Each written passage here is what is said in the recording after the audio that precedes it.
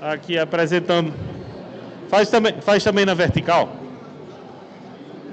Ah, tá. É bom assim, né? Antes de... Agora, apresentando aqui.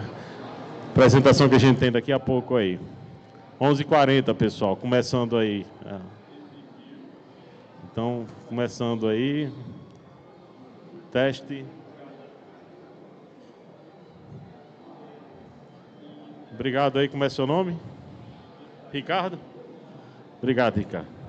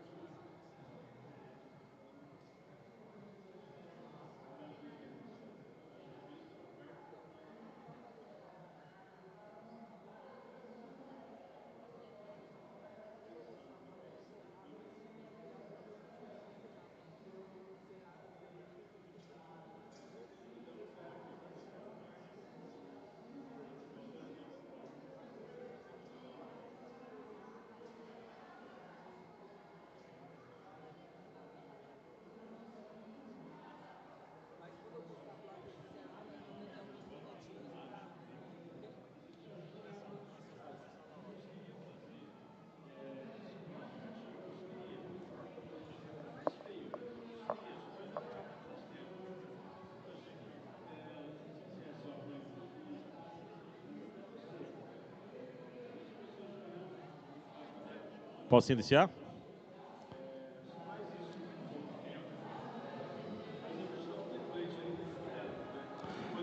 Olá, pessoal, bom dia. Eu sou o professor Júlio Rezende. Vou estar com vocês hoje aqui falando com essa apresentação, Cosmo-Organização, Inovações Espaciais aplicadas aos negócios. Então, espero que vocês gostem aí da apresentação. A primeira coisa interessante é que todos nós somos astronautas, né? Nós estamos num planeta, uma nave viajando no universo. Então, o desafio é a gente pensar como cultivar essa visão, essa percepção da nossa presença no cosmos e como isso pode ser importante para a gestão dos negócios também. Eu trago aqui, contando um pouco minha história. Eu acredito que muitos de nós fomos contemporâneos do livro do Carl Sagan, né, do livro Cosmos. Teve uma série na TV também, 1982. Depois, eu acredito que muito disso ajudou a criar um interesse da sociedade pelo espaço, e hoje a gente vive novamente um grande interesse pelo espaço. Eu fiz graduação em administração e psicologia e tive a oportunidade de fazer um pós-doutorado nos Estados Unidos, quando eu comecei a estudar sobre os treinamentos de astronauta, as experiências das estações análogas. Nós criamos mais de 200 protocolos, criamos uma estação que simula Marte no sertão do Rio Grande do Norte e sou professor também da UFRN. Esse termo cosmoorganização, eu conheci esse termo ainda na graduação. Em 1996 a gente participou da reunião do SBPC na PUC São Paulo e eu pensei nesse termo e agora, quase 30 anos depois, a gente está criando um livro, publicando um livro sobre esse tema cosmoorganização, que visa imaginar a aplicação do conhecimento dessa percepção do cosmos para a gestão das organizações. Isso tudo, assim, esse meu recontato com a área espacial, ela começou em 2016, no pós-doutorado, e eu tomei conhecimento de uma estação no deserto de Utah, uma estação análoga. Esse aqui é o Robert Zubrin, que ele é o diretor da Mars Society, que coordena essa iniciativa. E quando eu tomei conhecimento dessa iniciativa, a gente imaginou que poderia ter algo semelhante aqui no Brasil. Nós, então, participamos de uma missão nos Estados Unidos. Essa missão foi objeto de uma reportagem no Fantástico. E eles mostraram, então, tanto a experiência dessa missão nos Estados Unidos, como também apresentou os primeiros passos da criação dessa estação no Rio Grande do Norte. Então, aqui tem na pequena cidade Caiçara do Rio do Vento, que fica a 100 quilômetros de Natal. Então, em dezembro de 2017, nós iniciamos as operações. Essa estação ela funciona, então, há 7 anos. Em 2020, durante a pandemia, a gente criou uma metodologia de missões virtuais. Essas missões virtuais, então, os participantes, eles imaginam como é que é o funcionamento de setores específicos. A professora Thaisa, que está aqui, participou de uma missão virtual conosco. E nós começamos, a partir das missões virtuais, nós começamos a ter participantes de vários locais, como, por exemplo, a participação, na época, o ministro Marcos Pontes, pessoas dos Estados Unidos, Portugal, Angola. E hoje, nas missões que nós organizamos, nas missões de simulação, nós temos mais de 200 missões, mais de 1.100 participantes. E uma dessas participantes foi a doutora Saya Proctor. Ela participou de uma missão virtual conosco durante a pandemia. E depois ela foi selecionada para uma missão espacial real, que foi a missão Inspiration 4.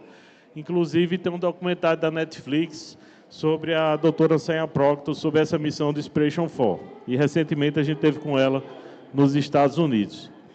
Em 2023, nós iniciamos a operação do segundo habitat, que esse habitat ele fica sob uma formação rochosa, que é o Lava Cave Habitat. Em 2024, um ano atrás, nós tivemos um apoio de um programa Centelha e nós, então, iniciamos o habitat lunar. Então, hoje são 3 habitats de simulação espacial, o habitat Marte, o habitat lunar e o Lava Cave, que funcionam nesse local. Nas missões são desenvolvidas várias atividades intraveiculares, que são as atividades que acontecem dentro da estação, e temos também aqui algumas imagens dessas atividades, e temos uma piscina, onde essa piscina também a gente realiza várias atividades de simulação também de microgravidade dentro da piscina, com propósitos de investigação, propósitos de pesquisa, com as imagens dessa atividade na piscina que a gente realiza. Uma segunda grande categoria das atividades são as atividades extraveiculares que ocorrem fora da estação, quando a gente usa uma vestimenta parecida com essa, exatamente essa aqui, uma das vestimentas que a gente usa durante as nossas missões, usa capacete, usa mochila. E nessas atividades extraveiculares que a gente faz fora da estação, a gente faz coleta de amostras de solo, coleta de amostras biológicas, observação astronômica, caminhadas e avaliação da vestimenta espacial. Esse é um dos locais onde a gente realiza essas atividades extraveiculares. É o Pico do Cabugi, o vulcão Cabugi. E esses são alguns locais que nós realizamos essas atividades extraveiculares. é o Lava Cave, o Lago Ceres, o Observatório Ceres, o Monte Olimpo, o Delta Cave e o Pico do Cabugi. E nós realizamos várias pesquisas na área de saúde, na engenharia, agricultura. E na área de agricultura nós estamos fazendo parte de um grupo, o grupo chamado Space Farm Brasil. Eu estou aqui nesse canto aqui. O Brasil, então, ele é signatário do programa Artemis, e a participação do Brasil no programa Artemis é na área de agricultura.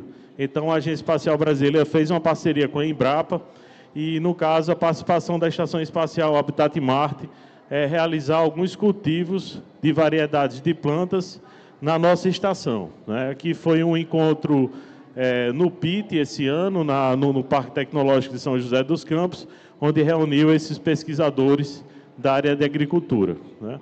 E então aqui nós temos algumas imagens dessas atividades que a gente realiza na área de agricultura dentro da nossa estação.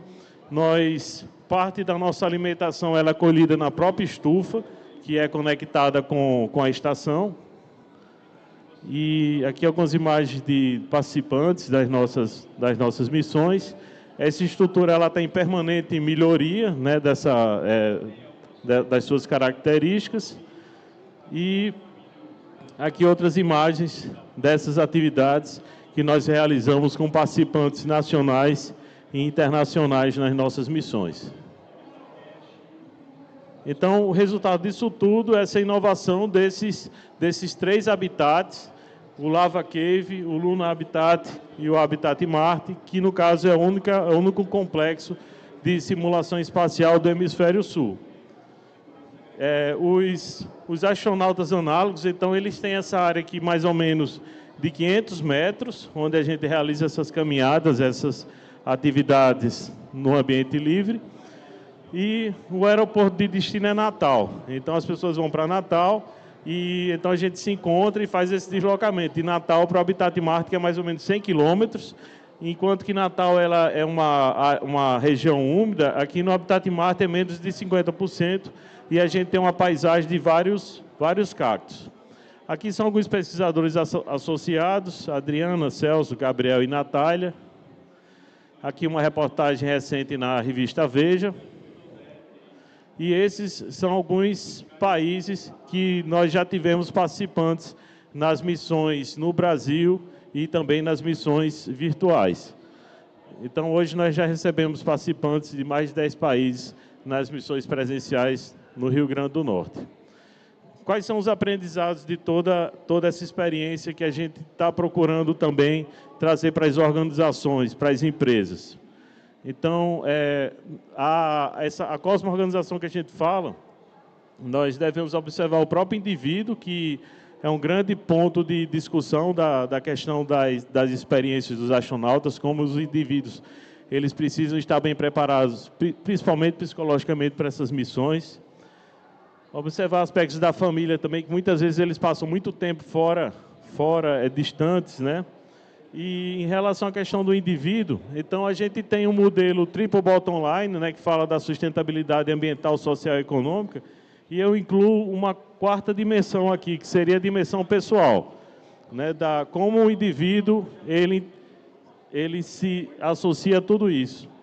Porque se a gente observar todos os filmes de ficção científica, o que colapsa uma missão são aspectos humanos, né? Todos os filmes sempre têm o componente humano interferindo, né, nas missões e até trazendo ou prejudicando ou contribuindo para o funcionamento. Então, então, como é que as organizações elas podem se ver observando esse modelo cósmico, né? Observar também o planeta e o próprio cosmos. Então, o que é cosmo-organização? É um modelo de organização que se inspira em fenômenos cósmicos e espaciais para pensar uma atuação criativa, disruptiva, humana, ecológica e holística em sua operação. Nós temos o desafio de pensar cosmo-organizações, envolve colaborar com mudanças mentais de líderes e colaboradores, constitui-se um novo processo de liderança nas organizações. Aqui são algumas iniciativas que podem ser desenvolvidas para que organizações alcancem esse estado de cosmo-organizações. Então, viver e pensar como astronauta. Isso envolve, aqui seriam algumas características esperadas dos astronautas: excelente saúde física, boa saúde, habilidades técnicas, liderança, trabalho em equipe, tomada de decisão, habilidade de comunicação. E a questão de um modelo mental do astronauta, que a gente pode levar para as organizações, para o trabalho. Então, seria resiliência, preparação, aprendizado contínuo, trabalho em equipe, foco e disciplina, inovação e resolução de problemas, a importância também da curiosidade. Algo muito importante também é o seguinte: a inspiração na gestão de projetos. A NASA que desenvolveu toda uma metodologia de gestão de projetos que é usada até hoje. Então, eles têm várias ferramentas de gestão de projetos para gerenciar projetos de grande complexidade operacional, que envolve, muitas vezes, centenas ou milhares de fornecedores. Outro aspecto também é acompanhar e adotar inovações advindas da tecnologia espacial. Todo ano também a NASA publica um documento chamado Spin-Off, que ele apresenta inovações que tecnologias que estariam disponíveis para a indústria. Acompanhar, empreender e participar do florescimento da New Space. Então, aqui são exemplos de várias organizações que têm surgido. Então, hoje, no New Space, não é mais só o governo que realiza a questão de atividades espaciais, mas várias organizações privadas que atuam nessa área também. Aprender também sobre a autossustentabilidade das estações espaciais. Então, nós temos na Estação Internacional Espacial um equipamento de processamento de urina, a VEG, que é a estufa que produz alimentos, temos painéis solares. Então, a Estação Internacional Espacial ela é um grande habitat autossustentável, né? E algo bastante importante nas experiências das missões análogas é observar o céu e expandir a consciência, né? Vivenciando o efeito overview, né? Então, nós cultivamos o sol, nós gostamos de ver o pôr do sol, né? Gostamos de ver o nascer da noite nesse local. Então, procurar observar como o céu noturno inspirou e inspira várias civilizações em variadas épocas. Explorar histórias sobre o cosmos em diferentes culturas, como constelações eram interpretadas por diferentes culturas. Refletir como o observador do céu dialoga com o humano e seu ambiente, a Caatinga, no caso da Estação Habitat Marte. Perceber como o céu noturno dialoga com a geografia do ecossistema, ventos, sons, plantas e animais. Então, é muito interessante quando a gente tem as missões presenciais, que a gente tem essa possibilidade de experienciar tudo isso presencialmente, né, estando lá, né? Outro ponto que traz grandes ensinamentos também, além do contato com a natureza, né, que é importante a gente trazer para as organizações, é o tópico de gestão da solidão e isolamento. Esse aqui é o astronauta Scott Kelly, e na época da pandemia ele fez algumas apresentações remotas, falando sobre como era viver isolado com poucos astronautas a bordo da Estação Internacional Espacial. Então, nós temos vários profissionais que trabalham com isolamento, né? Muitas vezes, eu mesmo, às vezes, eu estou muitas vezes viajando longe de casa, isolado. Então, muitos de nós talvez trabalhem dessa forma também. Então, como é que a gente pode lidar com isso? Então, existem várias carreiras: astronautas, caminhoneiros, petroleiros, mineradores, engenheiros de barragem, oficiais de navios cargueiros. Muitas pessoas, elas trabalham distante de casa e distante de suas famílias. Então, são muitas áreas de trabalho, muitas áreas organizacionais que precisam aprender mais a como viver em isolamento. Então, algumas dicas: comunicar-se com os familiares e amigos, ter apoios locais onde está, ter uma rotina pessoal estruturada, cuidar do corpo e da mente, avaliar os benefícios de trabalhar distante de familiares, desenvolver atividades ocupacionais, buscar ajuda pessoal, ter experiências prazerosas, manter um diário pessoal para registrar emoções, ter uma política de autossustentabilidade, ter uma prática espiritual também, caso a pessoa seja uma pessoa religiosa. E manter uma interação com agentes de inteligência artificial, como é o caso do TARS, observado no filme Interestelar. Então, esse aqui é o Dr. Romilly, e ele passa muito tempo isolado, porque os astronautas, eles vão para uma missão, ele fica sozinho lá. E o que salva a saúde mental dele é a conversa que ele realiza com o robô. E isso, o caso do Homley, a gente traz aqui de novo porque tem a ver com a questão da paciência criativa que eu falo. O Dr. Homley, em Interestelar, 1 hora no planeta Milha equivale a 7 anos na Terra. A tripulação sabe que mesmo uma missão curta custará anos de volta para casa. Enquanto isso, o Dr. Homley passou 23 anos, 4 meses e 8 dias sozinho, né? Então, qualquer pessoa talvez enlouquecesse assim, durante 23 anos sem contato com ninguém. E o que salva a saúde mental dele é o diálogo que ele realiza com a inteligência artificial, quase como sendo humano, né? E algo interessante é esse tempo que ele está lá é um tempo criativo, porque ele realiza várias descobertas, analisando dados científicos, dados que foram coletados nessa missão espacial. Então, ele não ficou parado lá, ele ficou trabalhando criativamente, né? Aqui é um exemplo de lançamento, como muitas vezes esses lançamentos são cancelados. Hoje mesmo teve um cancelamento da missão NS-33 da Blue Origin, outro lançamento da Axiom 4, que seria amanhã, foi cancelado também. Então, muitas vezes, esse astronauta ele já está preparado para o voo, tem que voltar novamente para a quarentena, e então eles têm que ter uma paciência muito grande nesse processo.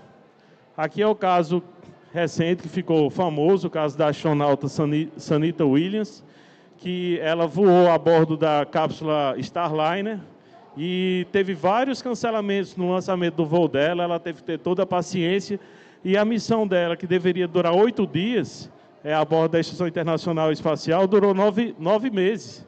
Então, assim, como é que é a questão psicológica desses astronautas, como eles se preparam para isso?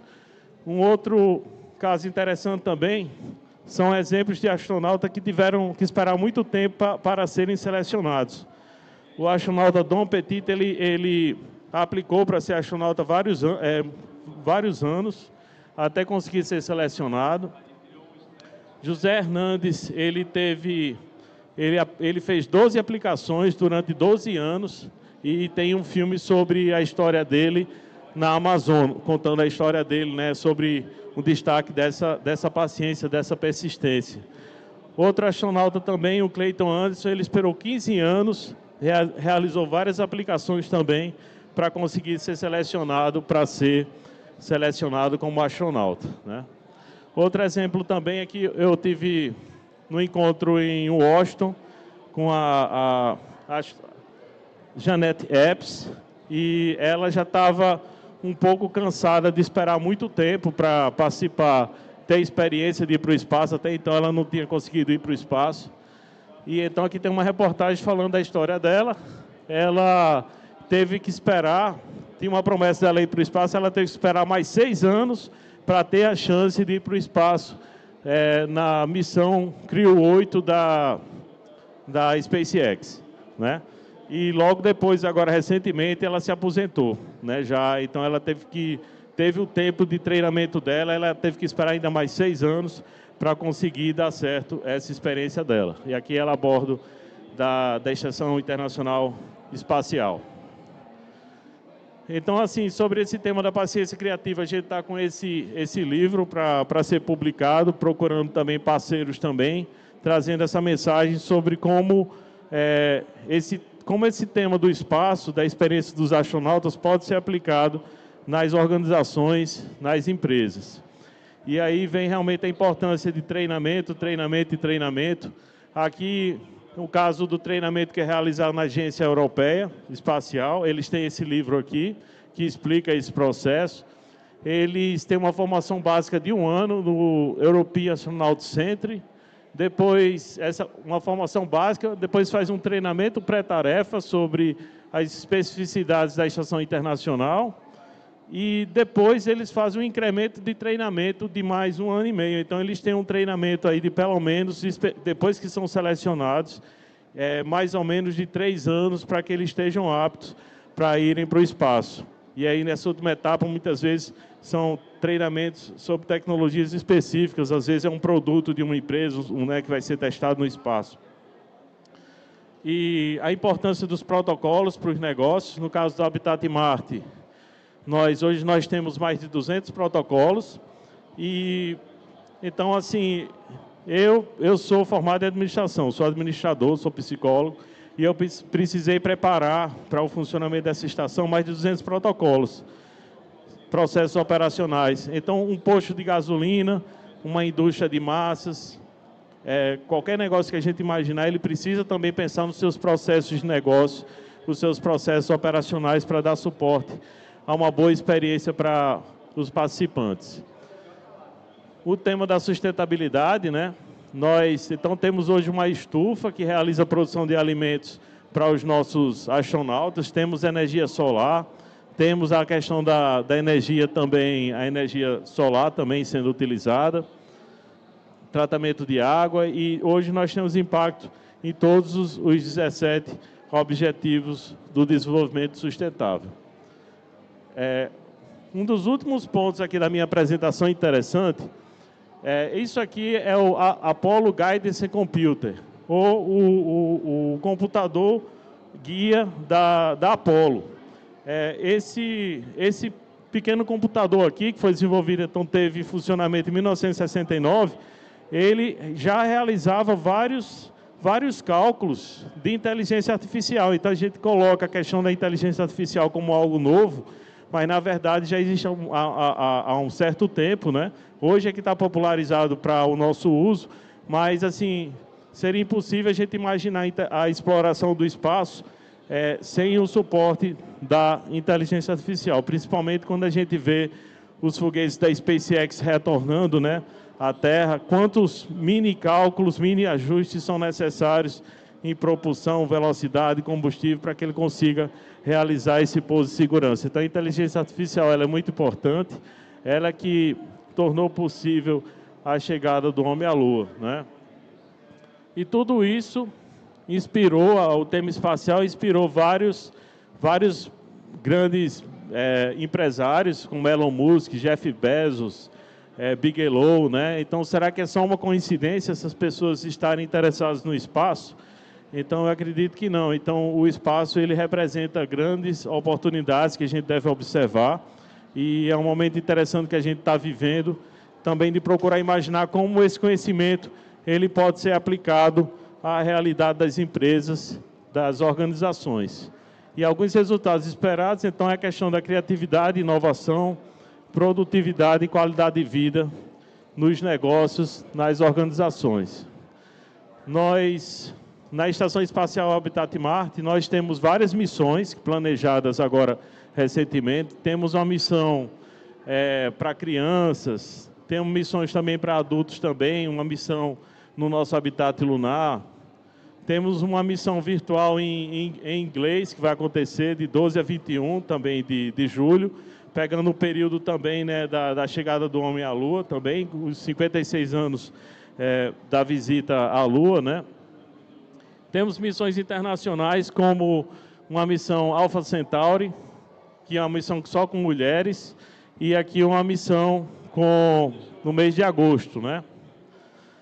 E algo importante, nós estamos sendo um dos habitats análogos que vai receber o World the Biggest Analog. Então, nós, no sertão do Rio Grande do Norte, a gente vai receber pessoas de vários países para participar de uma missão que vai estar acontecendo também em outros habitats análogos do mundo. Então, nós somos o único habitat do Hemisfério Sul que vai estar recebendo esses participantes internacionais para participar de uma missão que vai durar 2 semanas, né, lá no Rio Grande do Norte.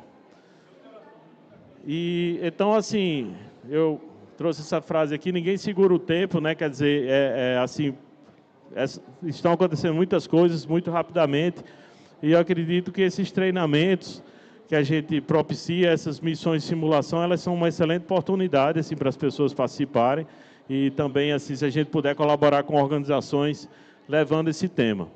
Então, eu tenho o livro, que não está publicado ainda, né? Eu trouxe só uma cópia, que a gente fez uma impressão na gráfica para trazer para vocês aí. Aqui tem o meu QR Code, esse é o QR Code do perfil do Habitat Marte no Instagram, onde está bem atualizado lá as informações, as atividades que a gente realiza. E aqui, novamente, o QR Code do meu WhatsApp, tá certo? Então, agradeço aí a Gabriel pelo suporte e estou disponível aí para as perguntas. Não sei como é que foi meu tempo. mas estou disponível aí para responder as perguntas aí.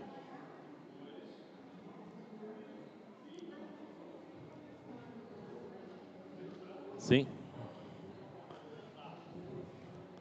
Não tem?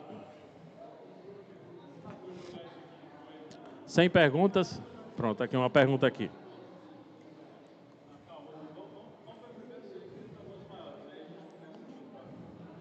Oi. Eu confesso que eu estava passando, aí eu cheguei bem na parte da paciência criativa, né? Eu não acompanhei a palestra inteira. E eu achei bem interessante essa pauta, porque eu sou estudante universitário, né? E hoje em dia, a sociedade, ela quer resultados rápidos, né? De maneiras fáceis, o mais rápido possível, né? E como estudante universitário, eu vejo muita gente assim, como é que eu posso falar? E os jovens também, eles têm pouca paciência para o fracasso, né? Tenta uma, tenta duas, não conseguiu, parou, né? Aí desiste. Aí eu queria assim, você podia falar mais um pouquinho sobre essa paciência criativa, o que realmente é? Assim, uma coisa importante aí é procurar ter um espaço de qualidade de vida. Um espaço de qualidade de vida, assim, o que eu acho que assim, é uma paciência criativa como está colocado aí, porque realmente não é uma coisa que deve ser emergencial, né? Deveria ter seu tempo, né, de degustação, né, das pessoas relaxarem, né? O problema é que às vezes os modelos assim sejam na universidade, né, como é cobrado dos alunos ou às vezes no trabalho também, às vezes não permite esse tempo, né? E aí muitas vezes ocorre até tanto no trabalho como na academia, às vezes o burnout, né? Quer dizer, às vezes é uma pressão tão grande assim, de muitos resultados em pouco tempo, que acaba a pessoa realmente, aquela imagem do palito de fósforo queimado, quer dizer, a pessoa não consegue fazer mais nada. Então é importante um momento de qualidade de vida, mas de um lado, tem as organizações ou o trabalho trazendo essa pressão, mas do lado humano, do indivíduo, ele tem que ter também uma autoconsciência de dizer assim, esse é o meu limite, ou eu percebo que é necessário o meu relaxamento. Então, assim, eu acho que técnicas de meditação, elas são muito importantes, porque você pode, às vezes, uma técnica de mindfulness, né? Uma técnica que eu desenvolvi de micro dream, né? Que é às vezes em 2, 3, 4, 5 minutos você dá uma cochilada e tipo assim recuperar. Então isso é muito importante, essa questão desse desligamento. Mas não é uma coisa fácil, porque muitas vezes nós mesmos estamos nos cobrando, né? Sendo pressionados para ter esses resultados rápidos, uma entrega de uma atividade, né? Alguma coisa assim, mas é muito desafiador. Mas no fim a gente deve imaginar a preservação do humano, porque isso, quando esse humano ele não é preservado, ele vai trazer um problema para a organização, e se isso for no espaço do caso do astronauta, é bem mais sério, porque pode ameaçar uma missão inteira, né?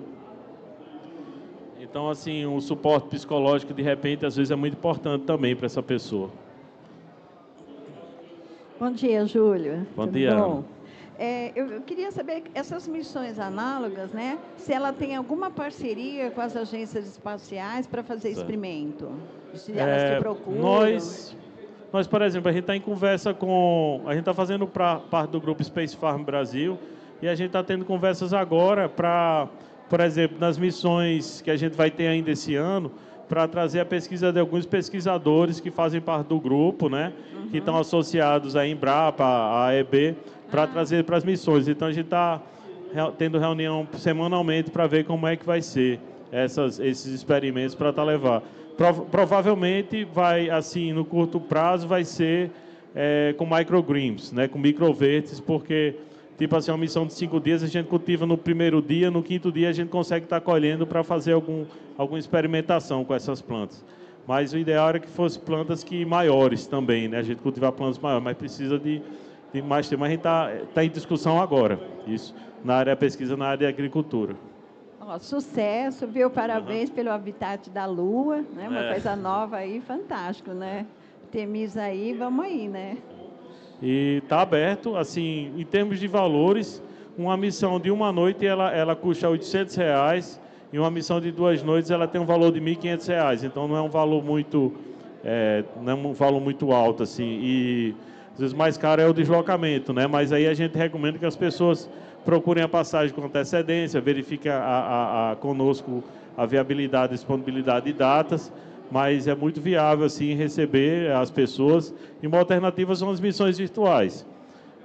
Das pessoas participarem de uma missão virtual, que é muito interessante também a metodologia. E a gente está sempre melhorando a metodologia, né? Fazendo atualizações.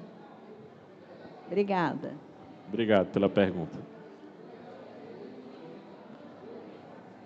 Ok. Pessoal, obrigado. A gente está acessível aí no Instagram. O meu Instagram é Júlio Rezende, tá? Então é fácil me encontrar no Instagram. E a gente tem realmente grande interesse de levar esse tema para as empresas, né? A gente trabalha, durante um tempo a gente trabalhou mais assim com o perfil do indivíduo, né, das pessoas, mas agora a gente quer levar isso para as organizações, porque a gente acredita que é uma coisa inovadora e pode ter um impacto. E isso agora, depois de 30 anos, que a gente está conseguindo ter uma proposta mais focada em uma metodologia para as empresas. Tá bom?